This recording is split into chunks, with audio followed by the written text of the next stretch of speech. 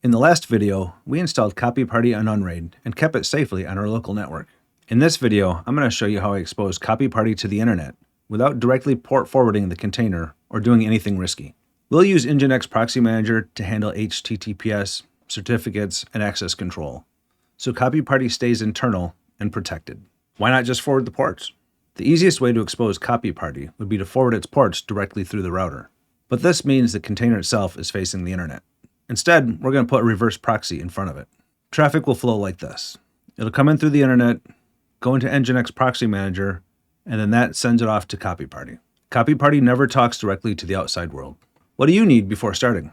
To follow along, you'll need a public domain, a DNS record pointing to your public IP, ports 80 and 443 forwarded to Nginx Proxy Manager, Nginx Proxy Manager, or NPM, running in a Docker on Unraid. If you don't already have it set up, then you can go watch my video on how to install Nginx Proxy Manager in Unraid.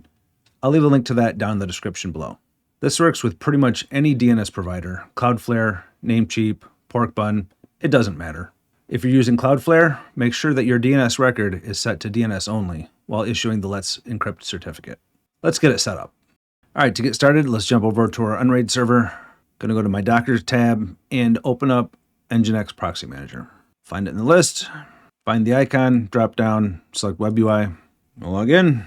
All right, now that we're in Nginx Proxy Manager, or on the left-hand side, we're going to click on Proxy Hosts to go into our list of proxies. Then in the top right, I'm going to click Add Proxy Host. Next, we've got domain names. In the domain name field, you're going to enter in the domain name that you had chose through your DNS provider. For me, I kept it simple, just called it files, dot, whatever your domain name is. Once you get it listed there, go ahead and click on Add down below. Next down, we've got schema. We'll leave that on HTTP. Next to that, we've got forward host/IP. This is going to be the IP address of your server where your Copyparty instance is installed. Mine's on the demo server. Enter the IP there. To the right of that, the forward port. This is going to be the port number for your Copyparty instance. The default is 3923. If you'd changed yours to something different, then you'll need to enter that port number there. Up at the top, we've got different tabs up here. We want to jump over to SSL now. Under SSL certificate, I will click in that field, drop down, and select Request a new SSL certificate. Below there, I will toggle on Force SSL and HTTP2 support. Make sure your email address is listed for the Let's Encrypt. Down below, toggle on I agree to the terms, and click Save. After a few seconds, the SSL should be grabbed and applied to the domain, and you should be all set there. All right, for the next step, we're going to add in an access list. This is highly recommended. This just adds another layer of security at the top. To create an access list, inside of Nginx Proxy Manager, in the top menu up here, third option over for me is Access Lists. Go ahead and click on that. Over on the right-hand side, on the top, we find Add Access List. Go ahead and click on that. All right, for name, go ahead and give it a name, whatever you'd like. I'm going to call this Copyparty. Next tab over is Authorization. Go ahead and click into that. In here, we're going to need to create a username and a password. So go ahead and enter a username. I'm going to keep it simple. Password, make sure this is a secure, strong password. Once you have the username and password entered, go ahead and hit save. Now we need to go add this to our files proxy host. So to do that, go back to your hosts, drop down, hit proxy hosts, find the one that you just set up. Over on the right-hand side, we'll click on the three dots, drop down, and select Edit. On the Details tab at the very bottom, you'll find Access List. Right now it says Publicly Accessible. Select that field, drop down, and we'll select the one that we just created, the Copyparty one. Then hit Save. Now when someone visits your domain, they get hit with the NPM authentication first, and then Copyparty. This creates kind of a defense in depth. Let's test it out. The easiest way that I think to test this is just to grab your cell phone and use your cell network and make sure that you can go to the site and log in. Or if you happen to have a different network, you could log into that network and try it from there. I'm going to just open another tab here and I'll browse directly to that location. It was files. What? One quick thing here on doing this, I had an error come up on mine. I wrote it down over here. It said, what is it? The page came up, but it said, thank you for playing. See file server log and readme. I looked that up, and what it was is because I have two different Nginx Proxy Manager servers running, the demo one, which I show you basically how it works. Since it was on a different IP address, it came up with this message, it basically blocked the account, locked it down, which is kind of nice. I just wanted to add in there that if you did get that message, there's a way to fix it. It's pretty easy. Let me show you. We'll go back to our normal server here, and under the demo, Copyparty is the one that you have to go adjust the config file for it. If you go back to your shares, find the app data location, click on the little browse icon in front, find Copyparty listed there. Once you find Copyparty, open that one up, go into the config.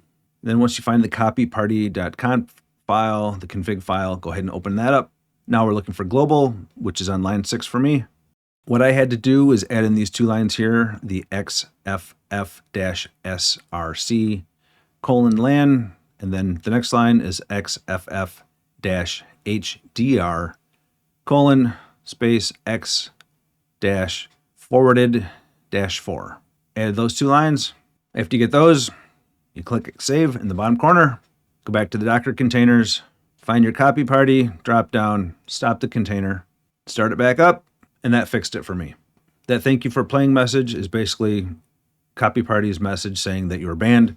Adding those lines should allow it to come through, and then restarting the container is what actually removes the ban. The ban's in place for 24 hours, so you could wait, but there's no sense in it. Just restart the container, and you'll be fine. So there you go. If you run into that message, that error, that's how you take care of it.